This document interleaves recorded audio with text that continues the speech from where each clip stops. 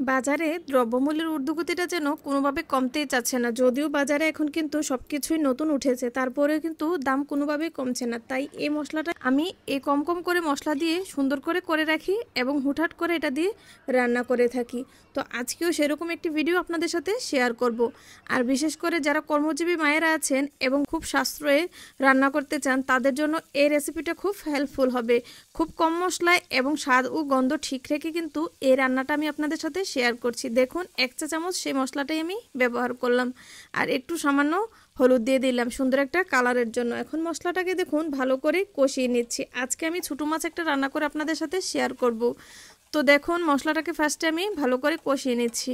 একটু ভাজা ভাজা হয়ে গেলে পানি দিয়ে আরও কিছুক্ষণ কষিয়ে নেব।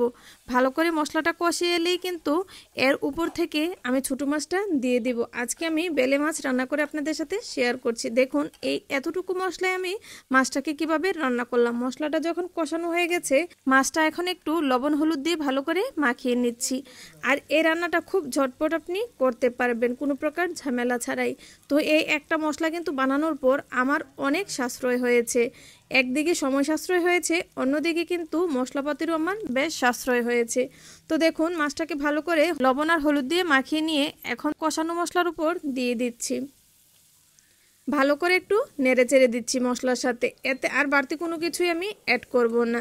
তো দেখুন মাছটাকে একটু ভালো করে মশলার সাথে নেড়ে চেড়ে দিয়ে একটু হালকা ভেজে নিচ্ছি, এতে করে কাঁচা যে একটা গন্ধ এটা কিন্তু আর থাকবে না। তো হালকা একটু নেড়ে চেড়ে দিয়ে এখন সামান্য একটু পানি অ্যাড করে দিচ্ছি, যাতে করে মশলাটা পুড়ে না যায়। কতটা সহজে আমি এই রান্নাটা করে ফেললাম, কারণ এই মশলাতে 4 ধরনের ইনগ্রেডিয়েন্টস আছে, তো যার কারণে এর টেস্টও কিন্তু বেশ ভালো আসে আর গ্রানটাও খুব সুন্দর। তো এই মাছের সাথে অ্যাড করার জন্য মাঝখান থেকে আমি একটু ধনিয়া পাতা কেটে নিচ্ছি। জাস্ট এই একটু মশলাতে আর ধনিয়া পাতা কাঁচামরিচ দিয়ে রান্না করলে কিন্তু তরকারির ভালো একটা টেস্ট আসে। তো দেখুন মরিচটাকেও সুন্দর করে ফালি করে নিচ্ছি, মাছের সাথে দিয়ে দিব, আর ঝটপটও রান্না করা যায়। তো দেখুন মাছটা কত সুন্দর কষে গেছে। আবারও একটু নেড়ে চেড়ে দিচ্ছি। মাছটাতে যে একটা কাঁচা গন্ধ এটা কিন্তু আর থাকবে না, খুব সুন্দর করে কষানো হয়ে গেছে আর কম মশলায় দেখতেও বেশ ভালো লাগছে। তো দেখুন মাছটা কিন্তু মোটামুটি আমার কষানো হয়ে গেছে। উপর থেকে এখন দিয়ে দিচ্ছি কাঁচামরিচ ফালি, আর এতে অ্যাড করে দিচ্ছি সামান্য একটু ঝোল। তবে ঝোলটা কিন্তু আমি খুব গায়ে লাগা লাগা রাখবো, বেশি ঝোল রাখবো না। এই পানিটা দেওয়ার পর আর একটু কষিয়ে নিলে কিন্তু রান্নাটা আমার কমপ্লিট হয়ে যাবে। তো মাছে কিন্তু আমার আগে থেকেই লবণ দেওয়া আছে, তো যেহেতু আমি এতে ঝোল অ্যাড করেছি, তো এই পর্যায়ে এসে সামান্য একটু লবণ আরও উপর থেকে অ্যাড করে দিচ্ছি, এতে করে স্বাদের ব্যালেন্স হবে। আর দিয়ে দিচ্ছি ধনিয়া পাতা।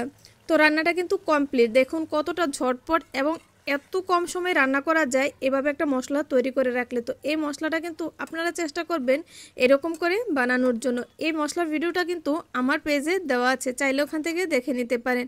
তো এই কম মশলায় যারা রান্না করতে চান ঝটপট একটু দেখে নিন এই মশলাতে আমি কি কি জিনিস অ্যাড করেছি। এই সামান্য কয়টা ইনগ্রেডিয়েন্টসই কিন্তু মশলাটা খুব সুন্দর করে বানানো হয়ে গেছে, আর অনায়াসে একদম 1 মাস খাওয়া যাবে। তো আপনারা চাইলে এরকম একটা মশলা কিন্তু বাসায় তৈরি করে রেখে দিতে পারেন, আর সংরক্ষণ করে রেখে ঝটপট রান্না করেও যায়। তো ভিডিওটি কেমন লাগলো কমেন্টসে জানাবেন। আশা করছি ভালো লেগেছে। ভালো লেগে থাকলে লাইক কমেন্ট ও শেয়ার করে দিবেন।